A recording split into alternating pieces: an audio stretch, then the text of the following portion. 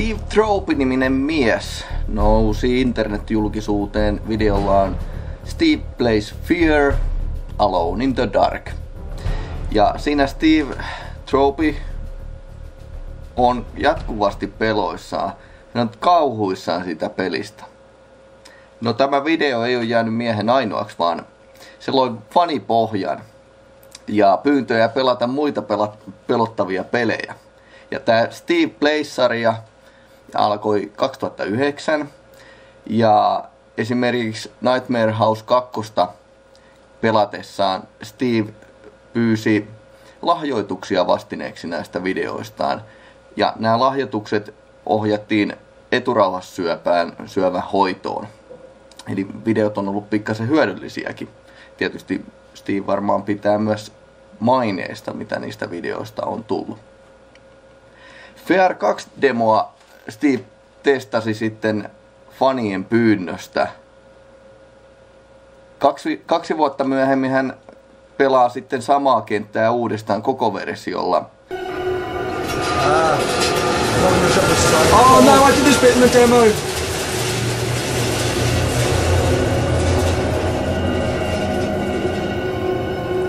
Oh god, all the lights coming back on.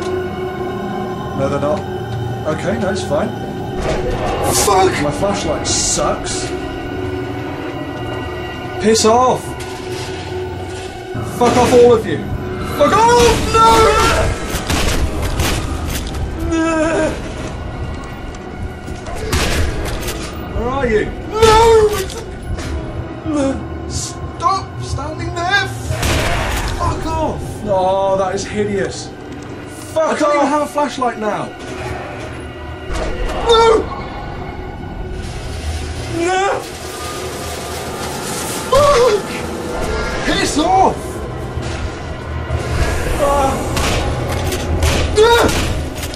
Seriously, this is worse than the first game. I'm just gonna walk, I'm gonna go. No! I remember this!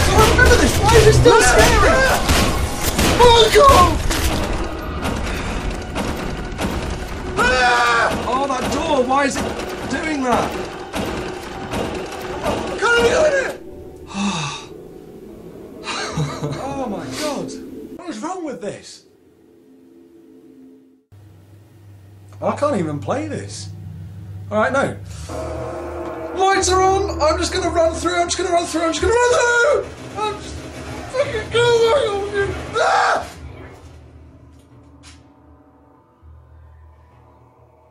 It's fine. Okay? Everything's fine! Everything is... What the fuck? Fuck off! Fuck off! Fuck off! Fuck off! Fuck off! Fuck off! No! Christ!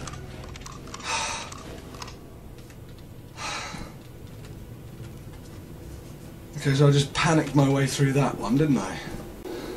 And that was definitely a lot scarier than I was expecting. Mutta 2 vuotta on kulunut aikaa. Steve on vieläkin fani, mutta sietää paljon pelottavampia elementtejä peleistä.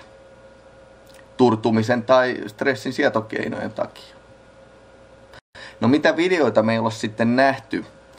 Steve on pelannut pyyntöjen takia myös Amnesiaa, mutta sen pelaaminen kesti hyvin pitkään. Liian pitkään hän ei yksinkertaisesti halunnut aina pelata sitä eteenpäin. Jatko-osasta Amnesia Justiin, niin Steve on tehnyt videon alkoholin voimalla. I'm not actually... I don't even think this is funny. I think playing Fear, yeah, it's funny. This is not funny! That's the noise already. There's a noise. Don't be anything, don't be anything, don't be anything, don't be anything, don't be anything, don't be anything. Go away, already. Already you disgust me. Already you disgust me, fuck off. Stevelle huomautettiin aika monta kertaa kiroilusta. Voimasanoja tulee käytettyä aika paljon. Joten Dead Spacein läpipeluvideossa hän kokeilee erilaisia, pyrkii vähentämään, sanoo voihan permanto ja rupeaa laulamaan. I don't care, cause you're a little horrid man! Any rooms. I'm going to walk through the corridor. I'm going to walk and see if there's anything. Go for a sleep in the bed, lol. And, nope, there's nothing up here, I believe. I'm going to run through the doors and I'm going to go up the stairs. Go up the stairs. Fuck, it's dark. Something's gonna happen. Something's gonna happen. Please don't happen. Please don't happen. Oh my god, I hate this game. I hate Mac for introducing me to this game. Laulaminenhan käyttää aivojen tunnekeskusta, joten se helpottaa stressitilanteissa. Steve myös pitää Dead Spacea paljon vähemmän pelottavana kuin Amnesiaa. Turtumista on tapahtunut, mutta silti hänestä jopa suomalainen jännäri Alan Wake, joka on Peggy 16 ikärajaltaan, niin on aloittain pelottava. Maybe I'll go upstairs. I'm not a fan of this, I say. For a moment, the oppressive feel of the nightmare I had seen on the ferry returned.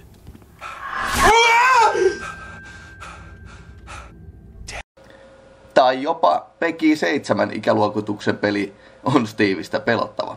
Minecraft on rakentelupeli. So yeah, that's where I used my bucket of lava earlier on to kill some zombies. Oops. See what I mean? Didn't see him coming from anywhere. Pekin mukaan Minecraft pictures or sounds likely to be scary to young children. Eli peli voi pelottaa pikkulapsia. Steven mukaan varjot ja yksinolo on epämiellyttäviä asioita, ja hän pyrkii valaisemaan kaikki luolastot tässä pelissä.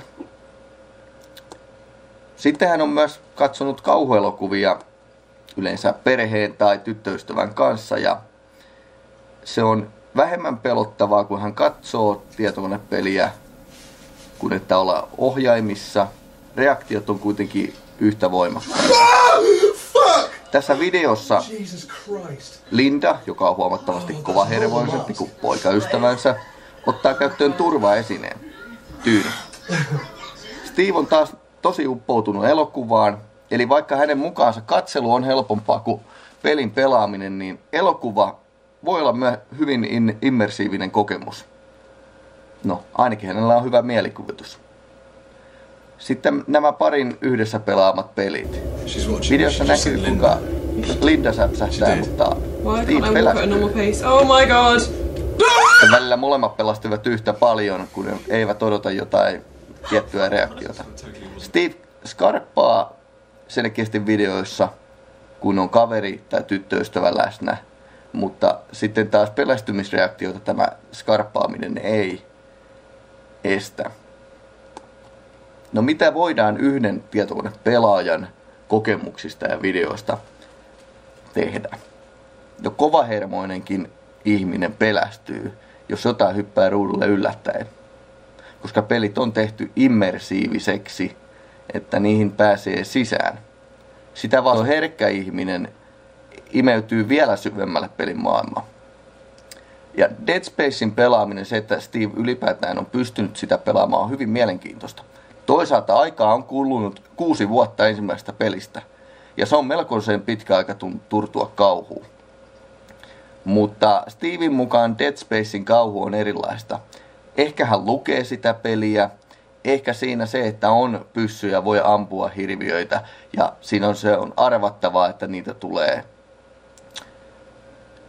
ilmanvaihtoventtiileistä, niin se on helpompi sietää kuin se, että jotain yliluonnollista voi tapahtua koska vain. Arvattavuus on Steven mukaan myös rauhoittava tekijä Slender-pelissä. Steve selittää ainakin omia kokemuksiaan näissä videoissa paljon. Jännitys ei ole Stevestä niin paha kuin yllättävät tilanteet. Varjo ja kuiskaukset on sellaisia psykologisia tehokeinoja, mitä hän ei kestä. mutta myös coping-keinojen löytäminen näkyy näistä peleistä. Laulaminen on yksi tapa, niin kuin miten stressiä voi purkaa. Väkivaltaa ja kohteita on helppo arvioida. Pekin pelien arviointiperusteissa on aika usein väkivaltamerkintä, mutta sitä on helppo arvioida. Mä väittäisin kuitenkin, että pelin sisältöä kauhun kannalta, pelon kannalta on melkein yhtä helppoa arvioida. Eli kuinka paljon painajaisten pensaa niin sanotusti peli sisältää. Henkilökohtaista pelkoa ei voi arvioida. Se on täysin mahdotonta. Sitä vastoin voi arvioida tehokeinoja, mitä peli käyttää, että aiheuttaisi pelkoa tai jännitystä. Ja oma mielipiteeni on se, että vahvatunnelmaiset pelit voisi olla hyvin K18.